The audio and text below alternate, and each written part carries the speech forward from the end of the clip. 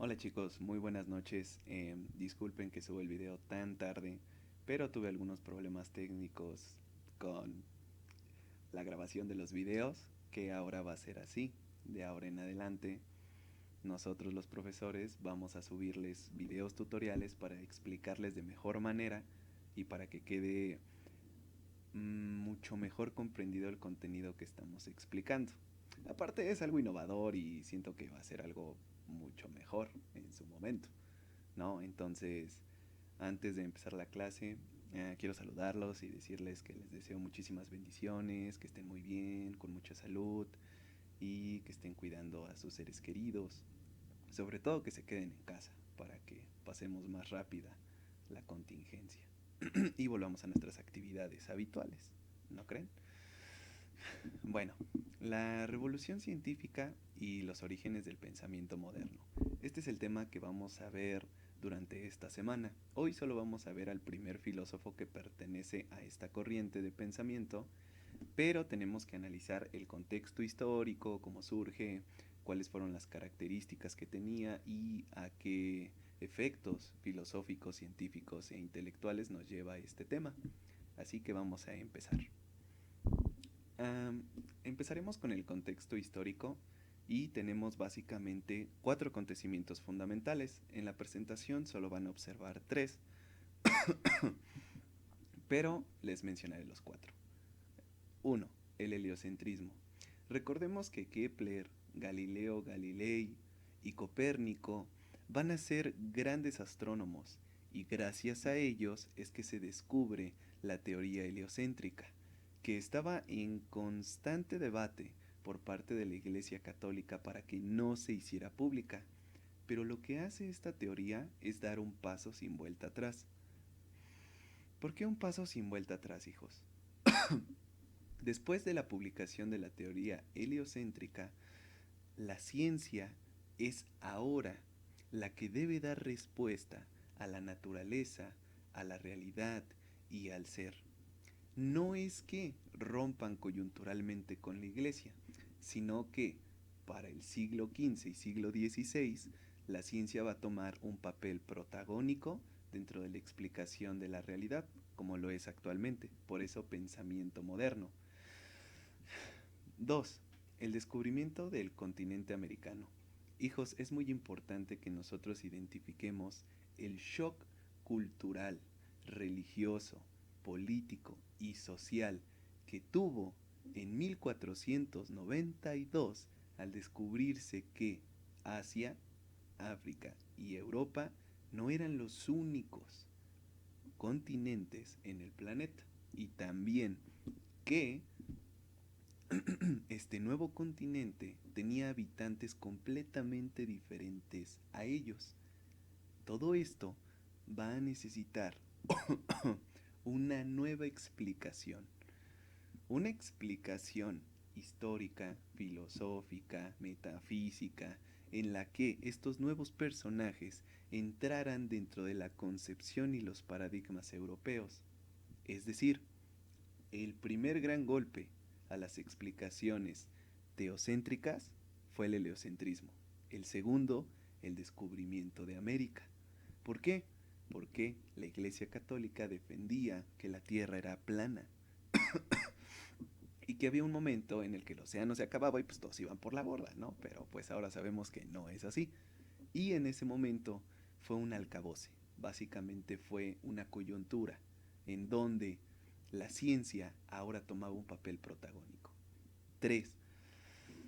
La conquista de Constantinopla por parte de los turcos otomanos. No solo tomaron una ciudad más, hijos, sino que también tomaron una pequeña parte de Europa y también la entrada principal de la ruta de la seda. Es decir, Medio Oriente ahora era controlado por los otomanos, sus riquezas y la ruta que llevaba esas riquezas tenían que pasar necesariamente por los turcos.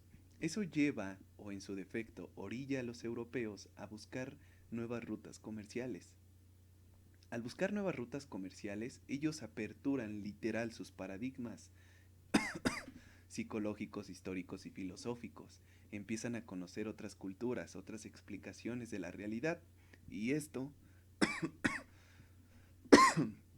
fomenta que las ciencias que se habían practicado en Medio Oriente y que ahora tenían la oportunidad de llegar a Europa cambien los paradigmas de los europeos.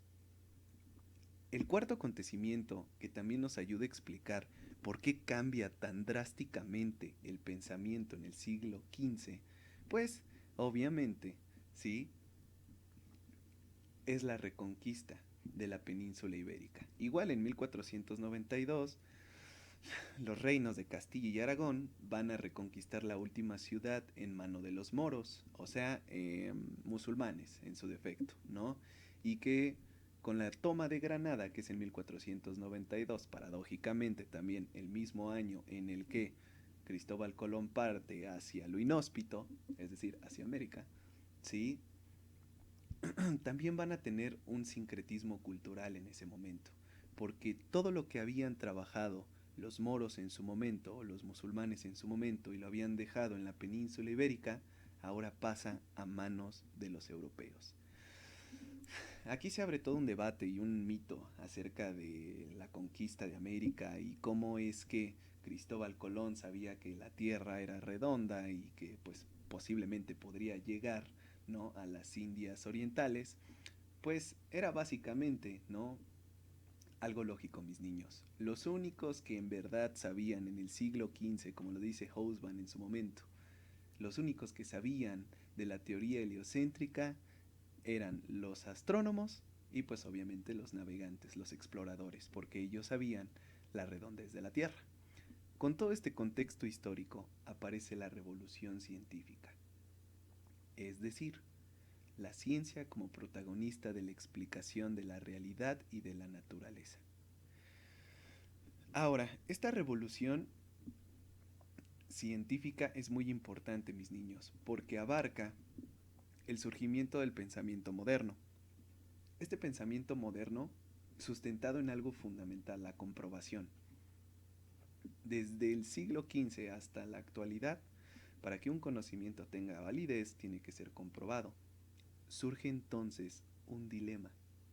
¿Cómo comprobamos el conocimiento? Y para eso tenemos a Francis Bacon.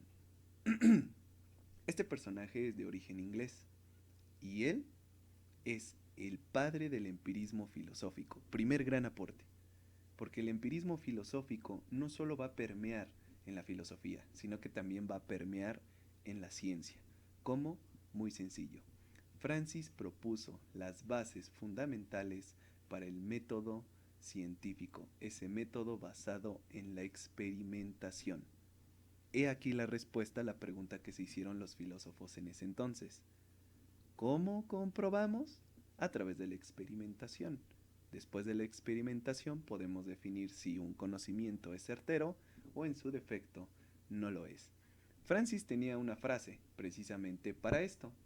El conocimiento deriva de toda experiencia, es decir, que la única puerta del conocimiento verdadero y real es la experiencia. Con esto, nosotros aperturamos el concepto de revolución. Revolución, cambio radical y drástico. Eso fue la revolución científica. ¿Sí? Ahora las grandes universidades dejaron de poner en práctica la teología y pasaron a la física, a las matemáticas, a la química, a la filosofía y a la historia, para explicar la realidad que nos rodea, nuestro contexto. Ahora, el segundo gran aporte de Francis, tanto a la filosofía como para el mundo, es la corriente utópica. Si bien él no la crea, ¿no?, pero él es partícipe de la corriente utópica filosófica.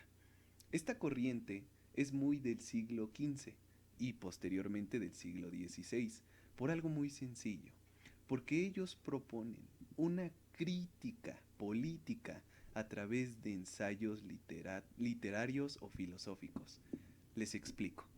Francis va a escribir una obra llamada La Nueva Atlántida. En esta, él propone que el gobierno legítimo debe ser manipulado y debe ser ocupado única y exclusivamente por científicos.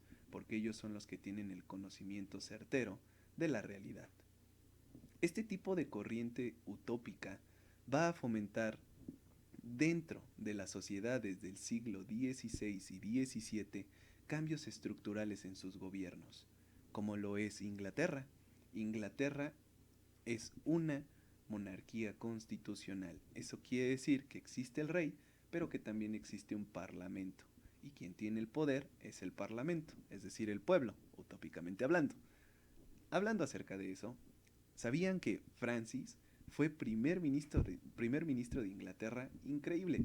Fue abogado, político y filósofo. Y todo esto se lo debe a dos grandes razones contextuales en su vida personal. La primera y la más importante es que él no es católico, él pertenece a la iglesia protestante.